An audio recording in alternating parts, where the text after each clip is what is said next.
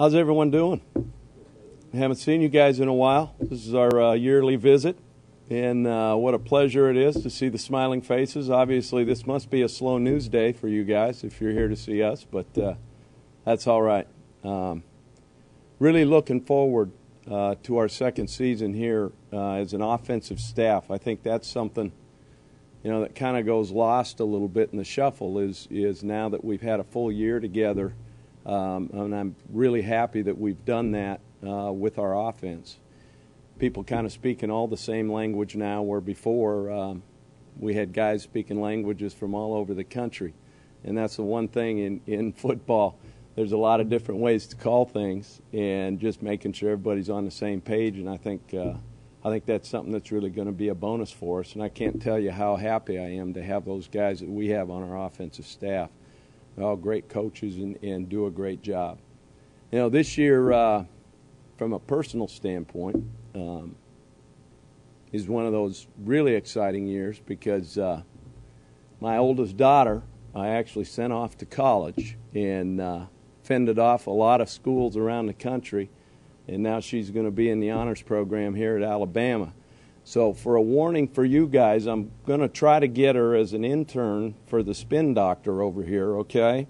Which means when you're saying bad stuff about me, at least I'll know it. So that's a good thing. And I guess that says how excited we are as well as a family to be here in Tuscaloosa and be part of the Alabama Crimson Tide family.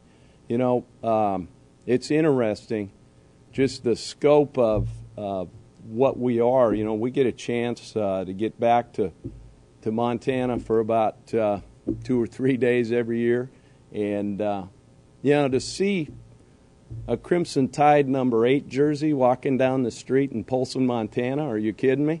So it really tells you kind of what this program is all about, and the importance of it, not only just right here in the South, but actually around the United States. And I tell you, it's an honor to be part of something like that. And, we're really looking forward to the challenge of this season, knowing this. What happened last year, it doesn't matter, okay? This is a new year, and this is a new group of guys. And, we learned, and there were some guys that took some snaps and some valuable snaps last year. But now it's a matter of fitting those pieces together and coming together as a group and actually finding our identity. This two-a-days that we're doing right now, it's a focus on us, and it's a focus on us getting better, us getting physical, us getting in the mental condition to be able to face a tough season. And, the focus here through this part of what we're trying to do is really quite simple. Is trying to determine who our playmakers are and how to play as a team and how to play together. And those are the things that we're trying to establish and will establish before we get into that first ball game. So, with that, guys, I know everybody's just really excited to ask these questions, all right? And I'm just going to ask you one thing. I'll answer any question you want, as long as it's not a stupid question. How's that? Is that clear? All right. Here we go. Go ahead. Coach, last year it was pretty obvious that your best 11 on offense included 2 tight ends, which kept a third receiver on the bench. As you look at getting your best 11 on the field this year, is there kind of a battle between a second tight end and a third receiver in terms of a role in the base offense? I think that's a good question. That's not a stupid question. That's a good question. But what we're trying to do is create depth at each position right now. First of all, not only find out who the initial will be, but who that second guy, third guy is going to be, because you never know, guys. We went through a season last year where, quite honestly, we didn't have a lot of injuries on offense, and we're able to stay pretty solid. So now when we start working towards it and now developing which spot for that third, and sometimes maybe even into a 4 wide receiver now where you can get more depth and not necessarily the 2 tight ends. And, So those are things that obviously we're looking at. We messed around a little bit in spring with, and we'll see how that develops. Jim, your boss doesn't like the word expectations, but it's the only word I know to use. So my question really is, you've been here a year. You talked about kind of being on the same page, but you've got a new quarterback. So does that build from last year? Where does that put you in terms of what this offense can do this year? Sure. The whole expectation thing, I think, first of all, we should answer that quite simply. We are at the University of Alabama. That is what, we should want to be and what we should want to live up to. Now, from an expectation standpoint for myself and where we are as an offensive staff, look, I'll say it and I'll say it over again. You've got to tear off the rearview mirror. Okay, what happened then happened. Now, we have to create our own identity. We might have more ability. We might not be as successful, offensively. Those are the things we have to develop offensively. So the expectation that I simply have right now, especially for these next couple weeks, is for us to learn to play as a team and play as a unit and make sure that we all understand that we have each other's back. And those are the expectations I have right now going into it. Coach, what is your ideal version of an offense? Was it what we saw last year, a team that can run the football so well, control the game, slow the game down, or would you like to see a little more balance, year to year? Sure. I think the ideal offense for me is quite simple. If we can go 14-0, we had the ideal offense. I just love that. I mean, us offensive guru guys are so interested in numbers. We're interested in wins, in whatever we can do to play to the strengths of this football team. Okay, and what I mean by that, there's all three phases, and I guess maybe being in it long enough and coaching different positions and being involved in special teams as long as I was and those type of things, you actually learn that there's more than just looking through a straw and saying this is what we got to do offensively to make a name for ourselves. What we need to do is make a name for Alabama. And how that's going to be is fitting those parts in to the strengths of what we are, offense, defense, and special teams. Coach, two things. Hopefully only one of them will be stupid. You talked about seeing an Alabama jersey, a number 8 jersey in Montana, how that speaks to people thinking about Alabama, but how also does it speak to the popularity of Julio, and can you also kind of how crazy that's taken off and how he's handled that? Well, I think, the way I look at it is probably it's the only one that was on the rack. I think, I don't know. I guess they only really create one a year with a jersey number, and that happened to be it. So, if myself, I would have got a number 12 because, to be honest with you, I was a Joe Namath fan, okay? So that's what I would have done. Also, McElwain, is he a guy you liked right off as a quarterback, and kind of what do you like most about him? Greg is a guy that has really deserved, I think, the shot in what he's doing right now. He's a guy that is a true team guy. He's a true leader. What he's done not only on and off the field, I think, people know that he did graduate yesterday, and that's in 3 years. I mean, that says a lot about the character and the intelligence and what he is. He deserves the opportunity, and I'm excited to see how he performs. Now, with that, I don't put any added expectations on him. He's responsible to orchestrate what we need to do offensively. People talk about Julio, being your first and best option, and the importance of developing someone behind him. Who are some of the guys that are kind of stepping up to be other options out of the receivers? Sure. Well, right now, that's kind of what the whole discovery is. Everybody wants to hear a name, okay? This isn't fantasy football, okay? It's the Alabama Crimson Tide. So which one of those receivers are going to step up in each one of those different roles? That's why we have two-a-days, and I didn't know at this time last year, I couldn't have sat here and told you that Julio was going to be what he was. Especially these young guys. It's about how they handle. I don't care how many stars they had on the end of their name.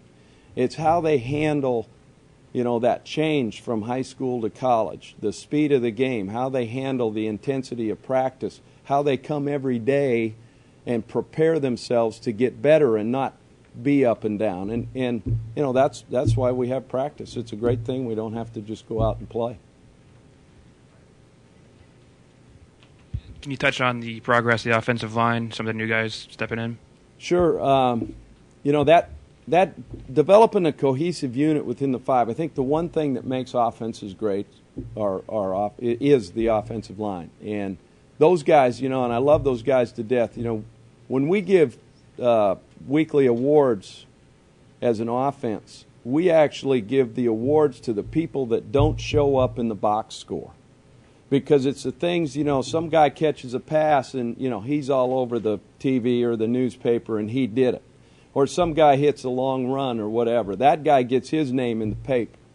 And it's those guys and the importance of those guys, and that's how we reward it here, is making sure that the guys that don't show up in the box score, that do a great job to get somebody's name in the box score, okay, those are the guys that we make sure that are honored in front of our team, so our guys know the importance of it. Getting those guys to work together, I think, we're starting to put those parts in place, and here in another week, I think we'll have that settled. Just in terms of philosophy with the quarterback position, what ideally do you like to see? What do you want to get out of your quarterback, and does it change your approach any when? I mean, I think you've had 5 quarterbacks in 5 years. Yeah, pretty much something like that. Yeah, so, every year. I think the reason is they get tired of me, so they got to go get a new one. But no, I actually look at it and I believe this. Not necessarily is touchdown passes and those type of things. I look at it as efficiency. What are you doing in an efficient manner to help us win? Your risk to reward factor and how you handle that. There's certain times you take a risk. Okay, there's certain times you don't need to take the risk. You need to take the efficient, throw, for example.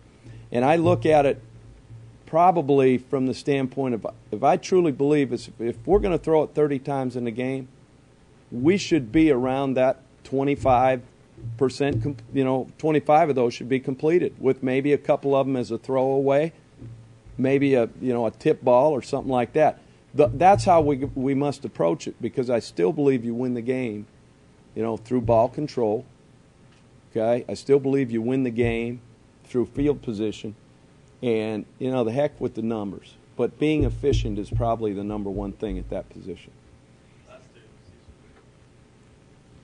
Coach, I do understand about last year being last year, but you did go from having probably the best left tackle in America to somebody different, whoever that may be. Does that change at all how you look at an offense, what you can do, what you can't do, how you protect the passer? Just talk a little bit about that transition. Absolutely. I think every year, you're going to have new pieces, and every year you've got to find out which one of those pieces, their strengths, their weaknesses.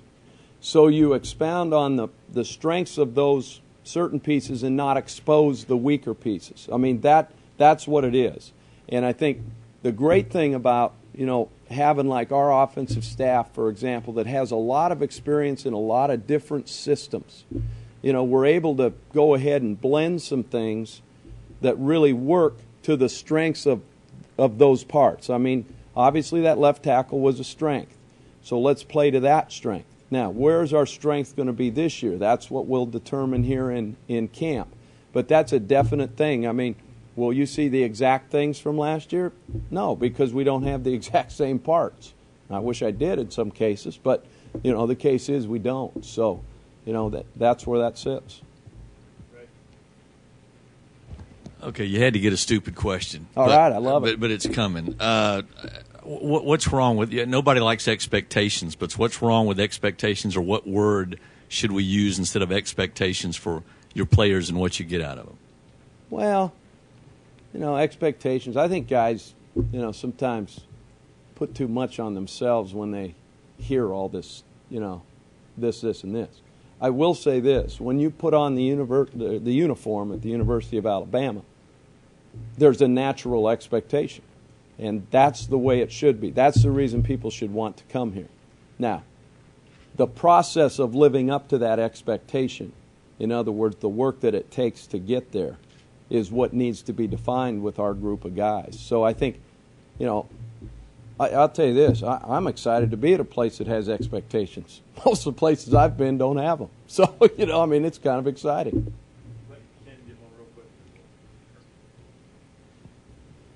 Ray's question wasn't stupid. This one, I can go Louise.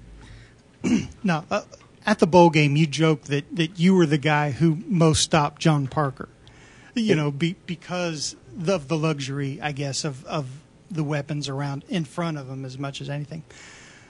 Are you worried how concerned are you that you don't have that luxury maybe this year with the three guys you got to replace up front? That really isn't one of those things that really worries me at all. I